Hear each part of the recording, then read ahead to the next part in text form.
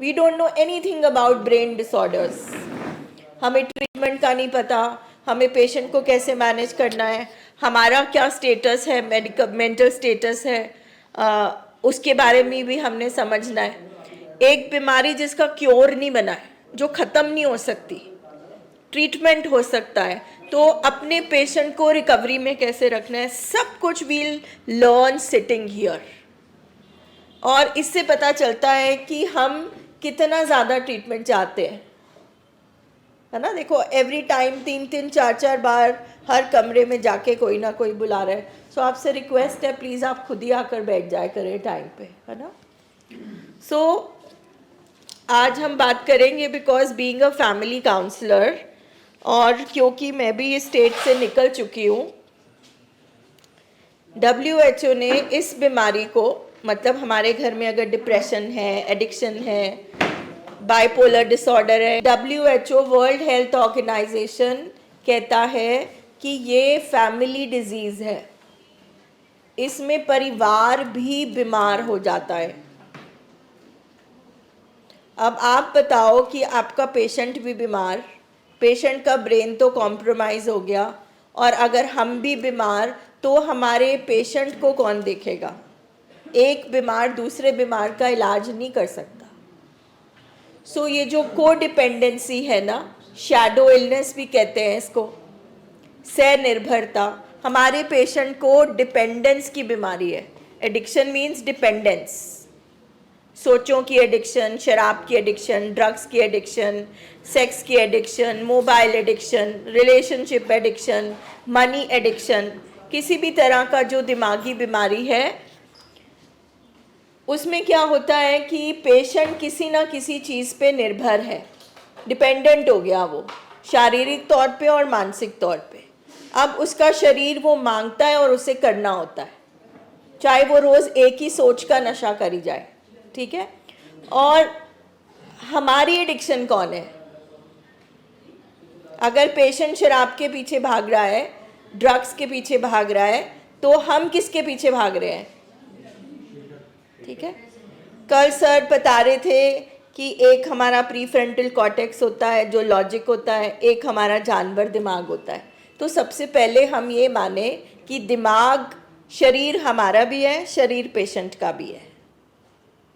Patient के दिमाग में भी जानवर दिमाग है, हमारे दिमाग में भी जानवर दिमाग है, ठीक है। Over the period of time अगर ड्रग्स की वजह से या कोई भी दिमागी बीमारी की वजह से हमारे पेशेंट का दिमाग, जो जानवर दिमाग है, वो हावी हो गया है, तो हमें भी बीमारी के साथ रहते रहते हमारा जानवर दिमाग भी हावी हो गया है, ठीक है। हमारी बीमारी को क्योर करने की एक सबसे बड़ी जो अड़चन है वो ये है को डिपेंडेंसी। आपके वाइफ नहीं आए? को डिपेंडेंसी कि पेशेंट के साथ साथ हम भी डिपेंडेंट हैं। आज हम अंडरस्टैंड करने की कोशिश करेंगे कि हमारे अंदर ऐसे कौन से अनहेल्दी बिहेवियर्स हैं, बीमारी के कीटाणु हैं, जिसकी वजह से हमारे पेशेंट की बीमारी बढ़ती है। क्या आप कोई इस बात को शेयर कर सकते हैं कि को डिपेंडेंट फीचर्स कौन से होते हैं फैमिली में? आपको एक छोटा सा उदाहरण देती हूँ मैं। मान लीजिए आपके बच्चे को होमवर्क मिला और रात हो गई, उसने होमवर्क नहीं किया, ये सोच के कि मेरे बच्चे को डांट पड़ेगी, तो आप उसका होमवर्क कर देते हो, राइट? करते हैं। क्यों करते हैं? कि हमारे बच्चे को डांट ना पड़े। तो इस चक्कर में कि हमारे बच्चे को डांट ना पड़े, क्योंकि जब हमारे बच्चे को डांट पड़ेगी तो हमें दुख होगा, अपने गर्ज के लिए, अपने आप को सेटिस्फाई करने के लिए हम बच्चे का नुकसान कर देते हैं।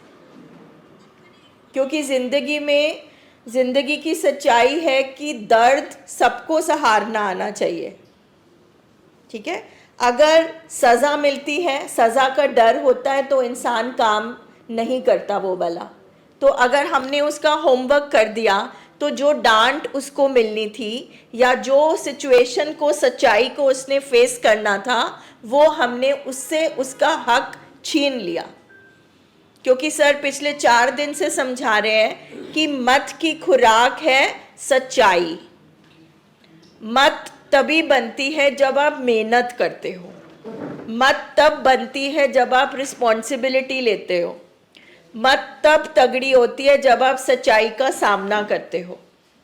ठीक है, तो अगर आप सच्चाई का सामना करते हो तो आप पेशेंट को सच्चाई का सामना क्यों नहीं करने दे रहे?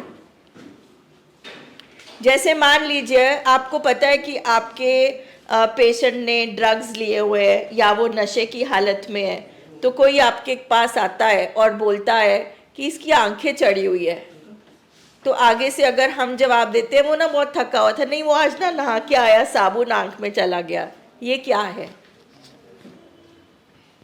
ये क्या है? हमने उसकी बीमारी पर पर्दा डाल दिया। आपका पेशेंट नशे में घर आया, उल्टी कर दी, चीज़ें तोड़ दी और उसके बाद वो बेड पे जाके अनकॉन्शियस स्टेट में बेहोश हो गया, सो गया। अब जब वो सुबह उठा तो ना वहाँ उल्टी है, ना वहाँ पे टूटी फूटी चीज़ें हैं। हमने क्या किया? आपके पेशेंट ने नशे की हालत में एक्सीडेंट कर लिया, आपने गाड़ी भी ठीक करा दी, उसको वो जो हर जाना था, फाइन देना था वो भी दे दिया, सब कुछ दे दिया। आपने क्या किया? आपने उसके कौन से दिमाग को खाना खिलाया? तो उसको क्या मैसेज मिला? इट्स ओके, मैं सब कुछ कर सकता हूँ मेरी फैमिली संभालने के लिए। एक फादर नशे में है, उसको अपने बच्चे की फीस देनी है, वो उस पैसे से नशा कर लेता है या फीस देना भूल जाता है, माँ फीस दे आती है, उसको कोई हर्जाना नहीं देना पड़ता। तो आपने क्या किया? आपने हस्बैंड की, एक फादर की जो रिस्पॉन्सिबिलिटी थी वो अपने ऊपर ले ली और उसको महसूस नहीं होने दी। इसको कोडिपेंडेंसी कहते हैं। हमें पता है पेशेंट नशे कर रहा है और हम उसको पैसे देते जा रहे हैं। हम क्या कर रहे हैं? ट्रीटमेंट करा रहे हैं या नशा बढ़ा रहे हैं? क्या इन इतने सारे एग्जाम्पल्स के बाद आप अपनी कोडिपेंडेंसी अंडरस्टैंड कर सकते हो?